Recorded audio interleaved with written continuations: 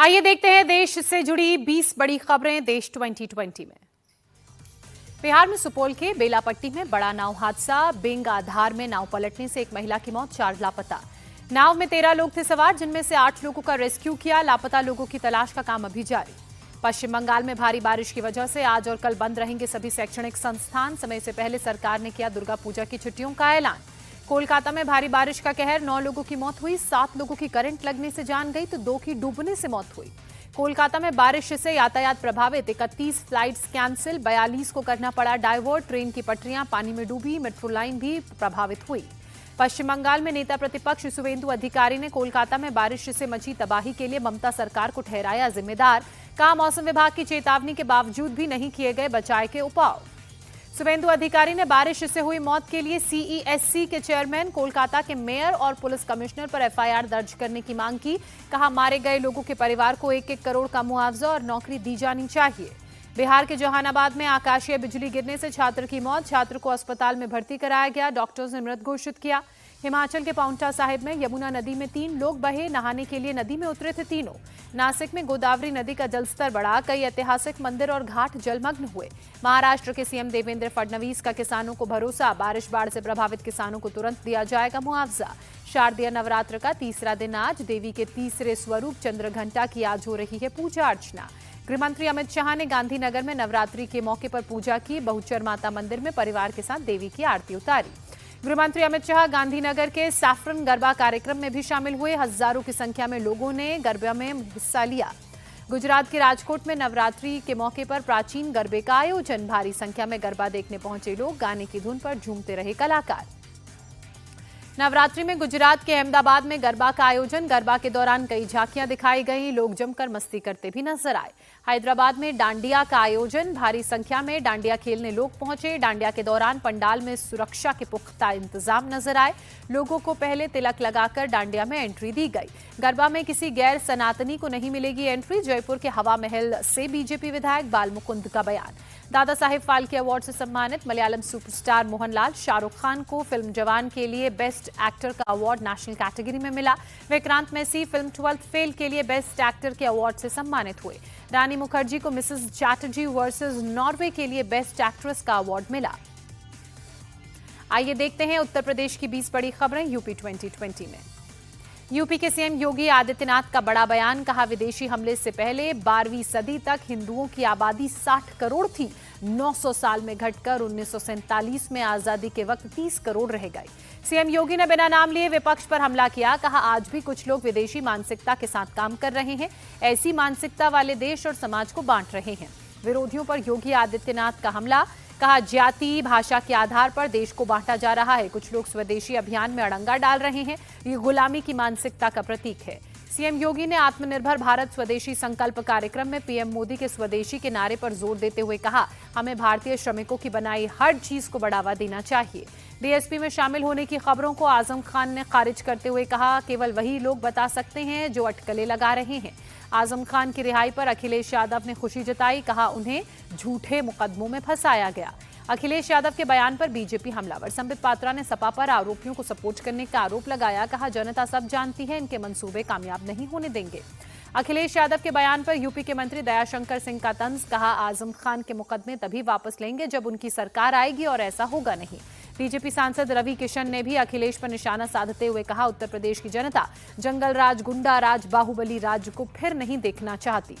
UP के गोंडा में BJP विधायक और ब्लॉक प्रमुख के समर्थकों के बीच हिंसक झड़प हुई। नारेबाजी को लेकर विवाद हुआ, दोनों तरफ से जमकर चले पत्थर।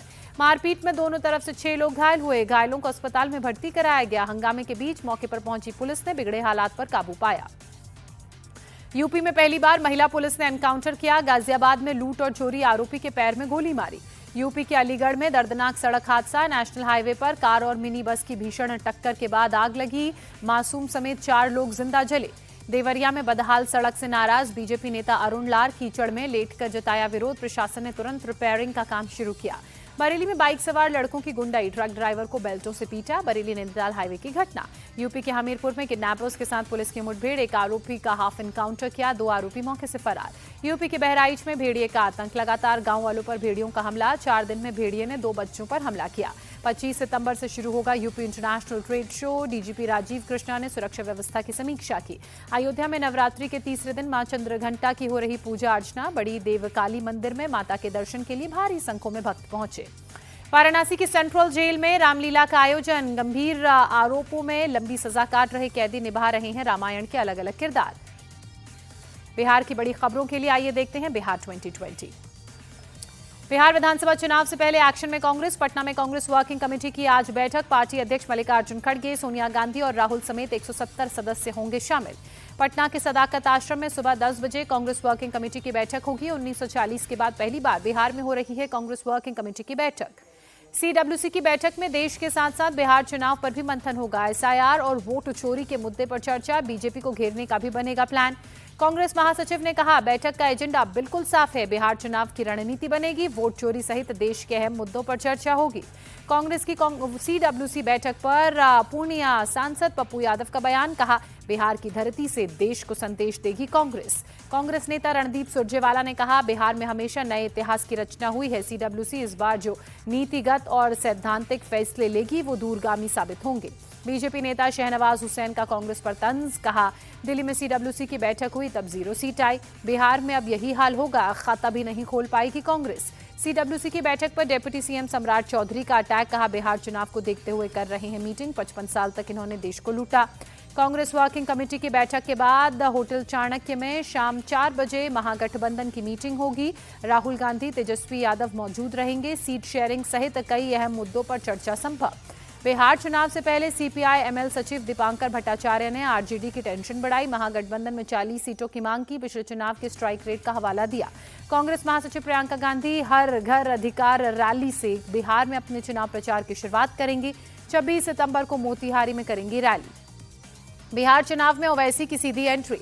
आज से 27 सितंबर तक सीमांचल न्याय यात्रा निकालेंगे। एआईएमआईएम ने यात्रा के लिए दिया 4 गए 24 लाएंगे का स्लोगन। ओवैसी आज किशनगंज से अपनी यात्रा की शुरुआत कर रहे हैं। ठाकुरगंज और बहादुरगंज विधानसभा में भी करेंगे यात्रा।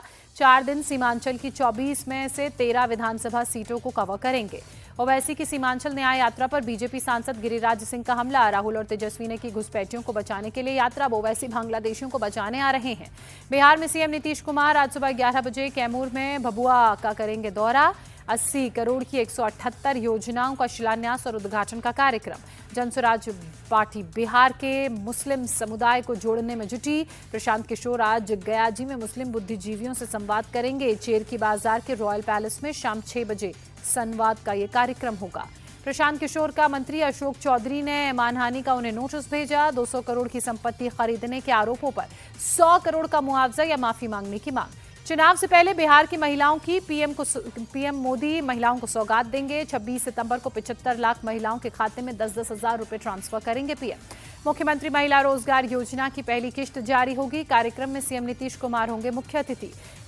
बिहार में आरजेडी के माई बहन योजना के लिए फॉर्म भरवाने पर तेज प्रताप का हमला। कहा, फॉर्म के चक्कर में मत पड़िएगा, फॉर्म भरवाएंगे और पैसे लेने लगेंगे। आइए अब देखते हैं राज्यों की 20 बड़ी खबरें राज्य 2020 में।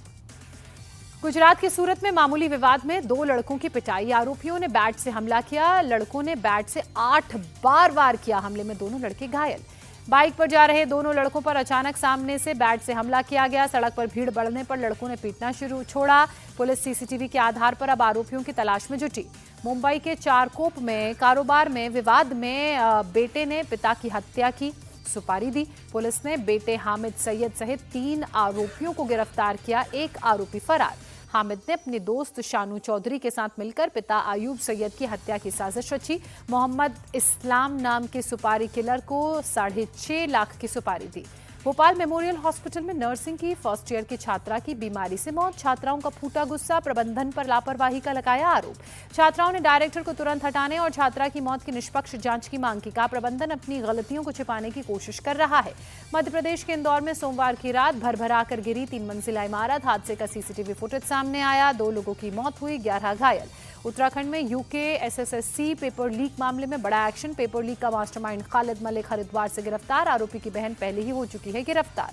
आप नेता सत्येंद्र जैन के खिलाफ ईडी का बड़ा एक्शन। मनी लॉन्ड्रिंग मामले में 7 करोड़ 44 लाख की प्रॉपर्टी अटैच की गई। काशीपुर जुलूस मामले में सपा नेता नदीम अख्तर समेत 7 गिरफ्तार। एएसपी मणिकांत मिश्रा ने कहा, शांति भंग करने वालों पर एक्शन हो रहा है। राजस्थान के बूंदी में धर्म परिवर्तन का मामला, हिंदू संगठनों ने कलेक्टर ऑफिस के बाहर प्रदर्शन किया। फरीदाबाद में दबंगों के हौसले बुलंद, मामूली बात, युवक पर हथौड़े से किया जानलेवा हमला, वीडियो वायरल होने पर केस दर्ज। मध्य प्रदेश के बालाघाट में नकाबपोश बदमाशों का आतंक, टोल नाके पर तोड़फोड़ कर लूट और मारपीट की, 5 के खिलाफ केस दर्ज। राजस्थान के नागौर में गौशाला कर्मियों की गुंडागर्दी, चाय को लेकर हुए विवाद पर महिलाओं और बच्चों से भरी बस पर लाठी डंडों से हमला किया। दिल्ली में अपराधियों के खिलाफ एसटीएफ का बड़ा एक्शन, सरिता विहार में एसटीएफ से मुठभेड़ में माया गैंग का सरगना सागर घायल, 1 पिस्टल 2 जिंदा कारतूस बरामद। महाराष्ट्र में नासिक के आर्मी एरिया में तेंदुए का हमला, आर्टिलरी सेंटर कैंपस में खेल रहे 2 बच्चों को उठाकर ले गए जंगल में। वन विभाग के अधिकारी और आसपास के गांव के लोग बच्चे की तलाश में जुटे, ड्रोन की मदद से बच्चों की तलाश जारी। तमिलनाडु के गुडालूर में खतरनाक जंगली हाथी को पकड़ा गया, जंगली हाथी के हमले में 12 गांव वालों की मौत हुई। पंजाब के मोगा में किसान संगठनों ने डिप्टी कमिश्नर को ज्ञापन सौंपा, पराली के मुद्दे पर सरकार से अधिक मुआवजे की मांग। राजस्थान के सांभर झील में समय से पहले प्रवासी पक्षी का जमावड़ा, हजारों की संख्या में पक्षियों ने डेरा जमाया, भारी संख्या में पक्षियों को देखने पहुंच रहे हैं लोग।